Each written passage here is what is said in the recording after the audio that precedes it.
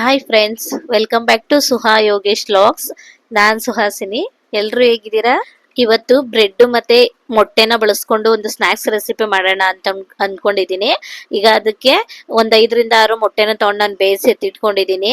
ಇದ್ರ ಜೊತೆಗೆ ಒಂದ್ 12 ರಿಂದ 13 ಬ್ರೆಡ್ ಸ್ಲೈಸ್ ನ ತಗೊಂಡಿದೀನಿ. ನಾನ್ ಮಾಡ್ತಾ ಇರೋದು ಇಲ್ಲಿ 4 ಜನಕ್ಕೆ ಆಗಿರೋದ್ರಿಂದ ಈಗ ಮೊಟ್ಟೆನೆಲ್ಲ ಕಟ್ ಮಾಡ್ಕೊಂಡು ಅದಕ್ಕೆ ಸ್ವಲ್ಪ ಚಿಲ್ಲಿ ಪೌಡರು, ಸಾಲ್ಟ್ ಮತ್ತೆ ಪೆಪ್ಪರ್ ನ ಹಾಕೊಂಡು ಮೊಟ್ಟೆನ ರೆಡಿ ಮಾಡ್ಕೊಬೇಕಾಗುತ್ತೆ. ಇದಕ್ಕೆ ಇವಾಗ ಬ್ರೆಡ್ ಕ್ರಮ್ಸ್ ನ ತಗೊಂಡಿರ್ತೀವಲ್ಲ, ಅದಕ್ಕೆ ಬ್ರೆಡ್ ನ ಈ ತರ ಚೆನ್ನಾಗಿ ಚಪಾತಿ ಲಟ್ಸೋ ತರ ಲಟ್ಟಿಸ್ಕೊಂಡು ಆಮೇಲೆ ನೀರು ಅಪ್ಲೈ ಮಾಡ್ಕೊಂಡು ಈ ತರ ಉಂಡೆ ಕಟ್ಕೊಬೇಕಾಗುತ್ತೆ.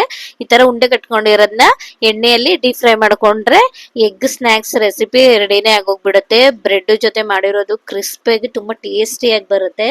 ಇದ್ರ video already full YouTube channel ಅಲ್ಲಿ ಅಪ್ಲೋಡ್ ಆಗಿದೆ. ನಿಮ್ಗೆ ಏನಾದ್ರೂ ಟೈಮ್ ಇದ್ರೆ ಒಂದ್ಸಲ ಚೆಕ್ ಮಾಡಿ. ಹಾಗೆ ಇವತ್ತು ಗ್ರಾಸರಿ ಕೂಡ ಖಾಲಿ ಆಗಿತ್ತು, ಅದನ್ನು ಕೂಡ ಶಾಪಿಂಗ್ ಮಾಡ್ಕೊಂಡು ಬಂದಿದ್ದೀನಿ. Keep watching. Thank you.